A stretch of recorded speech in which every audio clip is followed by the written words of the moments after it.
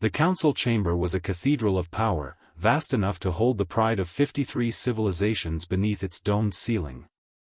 The walls were obsidian black, polished to a mirror sheen, reflecting the soft shimmer of the suspended crystal orbs that floated like stars. The air smelled faintly of ozone, a byproduct of the chamber's security fields, and carried a stillness that pressed against every delegate present. It was not just silence. It was the silence of judgment. High Chancellor Voriel stood at the central dais, her silver robe gleaming under the lights. She was tall even for her species, her pale features sharp enough to cut stone, her expression unreadable. With a gesture, she summoned the holographic display that hovered above the dais, an image of a blue-green planet spinning slowly in the void. "Counselors," Voriel began, her voice carrying the solemn weight of ritual, "we are gathered to decide a matter that has gone unanswered for too long. The matter of Sol 3, the world its inhabitants call Earth." The image shifted, the planet dissolved into an overlay of data, population, industry, weapons capacity. Numbers and symbols streamed like blood across the black background. They refuse registration under council authority. They refuse to sign the treaties that govern interstellar conduct. And they continue to develop weapons that violate our accords. The murmurs began at once, like wind rustling through a dead forest. Ambassador Rethael of the Ixar coalition rose, his scaled body glistening with bioluminescent patterns that pulsed faster with agitation. "We have sent emissaries," he hissed. "We have sent warnings. Their response is always the same, defiance, threats. They stand outside the order, flaunting their independence. It cannot be tolerated." Around the chamber, many nodded, their faces grim. Voriel gestured again, and the screen shifted. This time it showed not data, but footage, grainy transmissions from the past decade. First, images of Terran warships, black, angular silhouettes that glided through the void with predatory silence. Their drives burned a strange shade of blue-white, unlike any council standard engine. Then, transmissions from Earth's leaders. Stern-faced, unflinching. "We did not elect your council," one Terran voice declared, a woman with silver-streaked hair, her tone hard as steel. "We did not ask for your governance. Approach our world with war in mind, and war is what you will find." The words echoed through the chamber, sending a ripple of unease through the gathered delegates. "They are one system," said Councillor Dreth of the Vorn Imperium, his voice a gravelly growl. "One species. Are we so afraid of them that we hesitate?" "Afraid?" Ambassador Shiara of the Serenthi leaned forward, her translucent wings fluttering nervously. "Perhaps we should be. They destroyed the Scythe pirates in a single campaign. They shattered the Kral hegemony's raiding fleets when no one else could. And they are not part of us. We do not know their full strength." The chamber stirred at that. Voriel raised her hand for silence. "Strength is irrelevant. What matters is order. The galaxy cannot abide an unchecked power growing beyond its laws." A murmur of assent followed. "And yet," came a quiet voice from the upper tiers, Councillor Arin of the Mevran Combine, one of the minority who had urged restraint for years. "Every time we approach them, they stand their ground. Not with bluster, but with certainty. Has no one asked why they are so certain they can defy us?" The question hung in the air like a blade. No one answered. Because they all knew the truth, even if they would not speak it aloud. Earth was not afraid. The vote began. One by one, the sigils of each representative flared on the central display. Gold for yes, silver for no, gray for abstention. The light moved like a tide across the chamber walls, reflected in the polished floor. Councillor Dreth. Yes. Ambassador Rethael. Yes. Councillor Shiara. A pause. Then, abstain. On and on it went, until the last name was called. When the final sigil lit, Voriel turned to face the assembly. The vote stands at 40 in favor, 13 opposed. Her voice rang clear as a chime. By authority of the Galactic Council, Sol 3 is to be brought into compliance. The joint fleet will be mobilized and dispatched immediately. Earth will either submit, or it will be subdued. No one cheered. No one spoke. The decision had been made, but it felt less like victory and more like the slow, grinding turn of destiny. Beyond the chamber walls, across the starlit reaches of space, orders raced along the relays to every member state. Shipyards lit up with activity as construction schedules were accelerated. Crews were recalled from leave. Weapons stockpiles were unlocked and transported to staging points. 500 ships were assembled over the course of 7 standard days, cruisers, destroyers, carriers, all bearing the sigils of the 53 civilizations that had agreed to this crusade. It was the largest combined mobilization since the Drakthar rebellions, a display meant to send a clear message. No single system could resist the will of the galaxy. From orbiting stations to surface cities, billions of citizens across a dozen sectors watched the holofeeds with a mixture of awe and certainty. This was how order was kept. This was how the galaxy stayed whole. Earth would fall. It was inevitable. And yet, there was unease, faint, but spreading like a shadow through the corridors of power. In the privacy of his quarters aboard the flagship Vigilant Dawn, Admiral Krev reviewed the intelligence dossiers on Earth. Every time he saw their ships, he felt something in his gut twist. They were too quiet. Too deliberate. As if they knew something no one else did. He closed the file, staring out the viewport at the endless stars. The fleet hung there in perfect formation, 500 strong, a wall of power poised to strike. And still, the unease lingered. Because somewhere out there, beyond the veil of the void, a world was waiting for them, a world that had said, in no uncertain terms, that if war came, it would be met with war. Krev wondered, for the first time in his long career, whether the Council truly understood what they were about to wake.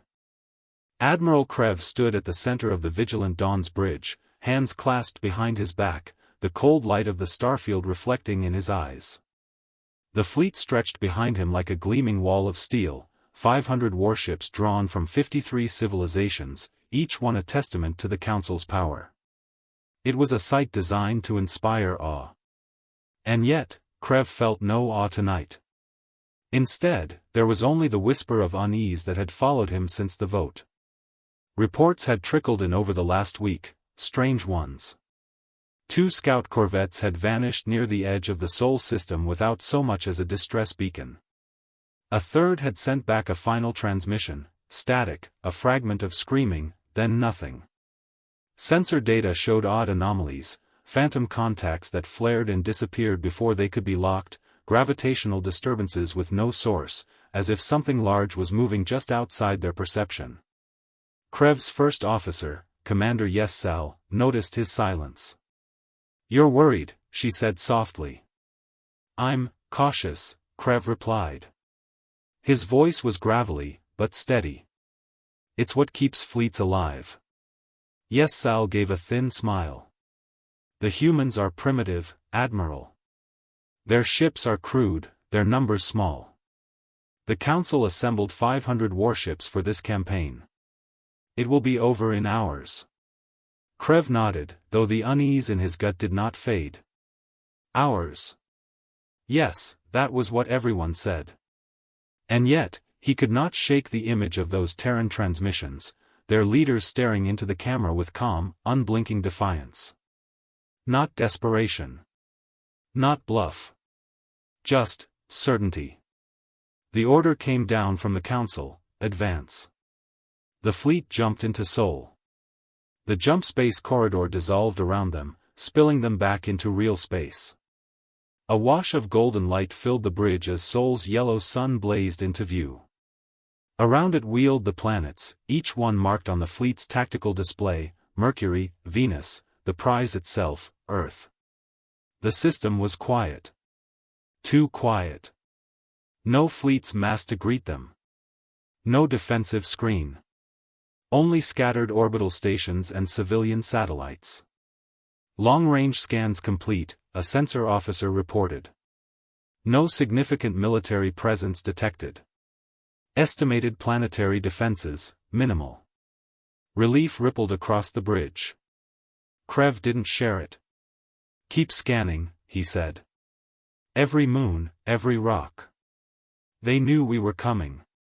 The fleet advanced toward Earth, a slow and unstoppable tide. Hours passed. Still no resistance. The system remained eerily still. Then, without warning, a contact appeared on sensors, then a second, a third, a dozen. 12 ships, the sensor officer whispered, disbelief in his voice. Vectoring in from nowhere. No jump signatures, no warp trails. They just appeared, yes, Sal finished grimly. On the main view screen, they came into focus, 12 black warships, perfectly aligned, forming an unbroken line between the fleet and Earth. They were unlike anything in the Council's database, sharp-edged, angular, their hulls absorbing light rather than reflecting it. Only 12, yes, Sal muttered. This is their defense? Krev didn't answer. His unease was now a cold weight in his stomach. Open a channel, he ordered. The face that appeared on the view screen was human, female, mid-30s perhaps, with dark eyes and a face carved from stone. This is Admiral Krev of the Galactic Council Joint Fleet, Krev said, standing tall. His voice was even, authoritative. By decree of the Council, Earth is now under our protection and jurisdiction. Power down your weapons and prepare to receive boarding parties. Comply, and your world will not be harmed. There was a pause. Then the woman spoke, her voice calm and almost eerily quiet. Admiral, she said, turn your fleet around. Krev's jaw tightened. You are in violation of. Turn around. The channel cut. For a heartbeat, there was silence. Then the first salvo struck. Krev barely had time to shout orders before 2 of his cruisers were reduced to incandescent blossoms of light. No warning. No build-up. Just death, sudden and absolute. Shields up. Return fire. Krev roared. The fleet unleashed a storm of plasma bolts, missile barrages, and beam weapons. The void blazed with light. But the Terran ships were already gone. They didn't jump. They didn't accelerate. They simply weren't there anymore. Reacquire targets. Krev barked. Trying. The 12 black shapes reappeared on the flank, weapons firing. 3 more Council ships died before the fleet could pivot to engage. It was like fighting shadows. Every time they locked on, the Terrans vanished, reappearing somewhere else. Their weapons punched through shields as though they weren't even there, kinetic slugs that struck with the force of miniature suns, beams that carved through armored hulls like paper. The bridge shook as a nearby destroyer exploded, fragments tumbling past the vigilant Dawn's viewports. Minutes turned into an hour. By then, nearly 100 Council ships were gone. Not disabled. Not crippled. Gone, burned away to slag or left drifting in shattered pieces. And still, the Terrans had lost none. Fear began to spread. Krev could feel it, a living thing creeping through the comm channels. Fleet captains started shouting over each other, demanding retreat, demanding reinforcements that would never come in time. This is madness, yes, Sal said, her voice barely a whisper now. They're playing with us. Krev didn't disagree. Signal all ships, he said at last, his voice heavy. Fall back. Get whoever's left out of the system. The retreat was chaos. Terran fire never slowed, never relented, but somehow, they didn't annihilate the fleeing fleet. They let them run, allowed just enough survivors to escape, to limp away carrying the story of what had happened here. When the vigilant Dawn finally broke free of the system, Krev stood at the viewport, staring back at the distant, shining blue sphere of Earth. In his heart, he knew the truth. They could have destroyed them all. But they hadn't. And that terrified him more than the slaughter itself. The council chamber was not silent this time. It was a storm. Voices shouted over each other, some demanding answers, others demanding vengeance. Holographic feeds from across the galaxy flickered in the air, angry citizens calling for justice, panicked senators calling for calm. The defeat of the joint fleet had already spread beyond containment, carried by survivors' transmissions and whispered rumors from shipyards. The Galactic Council had not seen a disaster of this scale in centuries. And at the center of it all, Admiral Krev stood alone on the central dais, his uniform burned and torn, his face gaunt and hollow-eyed. He did not flinch beneath their stares. He had faced death in the void and lived. This storm of words could not break him. High Chancellor Voriel raised her hand. Slowly, the chamber quieted, though the tension was as sharp as broken glass. Admiral Krev, Voriel said, her voice cold and formal, you stand before this council to deliver your report. Explain to us how 500 ships of the joint fleet were driven from Sol, 3 by 12 vessels. Explain to us how the council's authority was humiliated in front of the entire galaxy. Krev lifted his head, meeting her gaze. They let us go, he said quietly. A ripple of disbelief moved through the chamber. Voriel's brow furrowed. What did you say? They let us go, Krev repeated, louder this time. Counselors, they could have annihilated us. Every last ship. Every last soul. But they didn't. They wanted us to see what they are capable of. He gestured, and a holo-recording flared to life above the dais, battle footage from the Vigilant Dawn. The chamber filled with the terrible beauty of it, council cruisers burning in silence, their shields shredded as if made of paper, the Terran ships moving like phantoms across the void. They moved faster than we could track. Their weapons bypassed our shields entirely. They anticipated our maneuvers before we made them. Krev's voice was steady, but there was something in it, a haunted edge that made even the most hawkish counselors fall silent. They weren't fighting to win, Krev said. They were fighting to warn us. To show us that if we came again, we would not leave. The chamber erupted again, but this time it was not with anger. It was fear. Counselor Shiara of the Serenthi spoke first, her translucent wings quivering. If this is true, then Earth possesses technology beyond anything in our archives. Phase shift drives, shield-piercing weaponry, how long have they had this power? Counselor Dreth snarled from across the chamber. Then we must return with a fleet 10 times the size. Show them that defiance has a cost.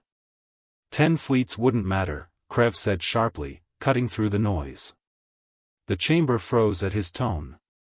He stepped forward, his voice low but carrying. They knew where we would jump before we arrived. They destroyed a fifth of our fleet in under an hour. If they had chosen to finish the job, none of us would be here to speak. Do you not understand? This was not a battle, it was a message. And what message was that, Admiral?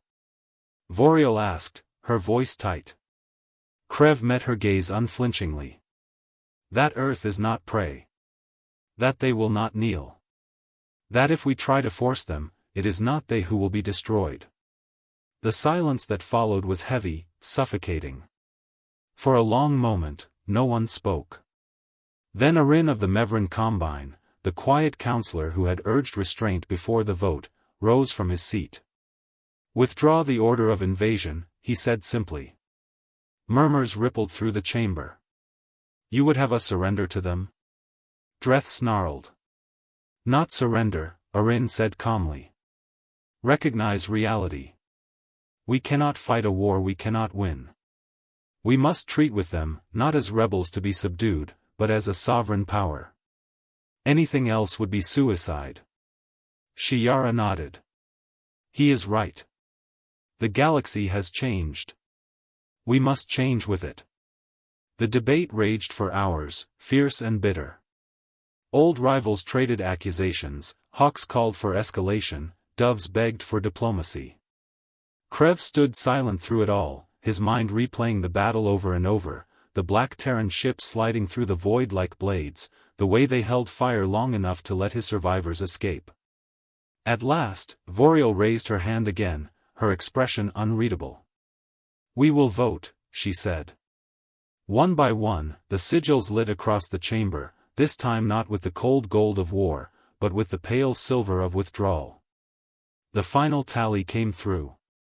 By a margin even greater than the one that had launched the invasion, the Council repealed the Order of Compliance. Earth would not be attacked again. The decision sent shockwaves through the galaxy. Some called it cowardice. Others called it wisdom. But no one, dared to challenge it. Later, alone in the observation deck of the Council spire, Voriel stood looking out over the shining city below. The stars beyond glimmered cold and distant, as though watching. She heard Krev enter, felt his presence at her side. "You've seen more war than any living officer," she said without turning. "Tell me truly, Admiral, what are they?" Krev was silent for a long time. Then he said, softly. "Not what we thought. Not what any of us thought." He looked out at the stars, remembering the 12 black ships, the calm human voice telling him to turn around. "They are a storm we were too foolish to see coming.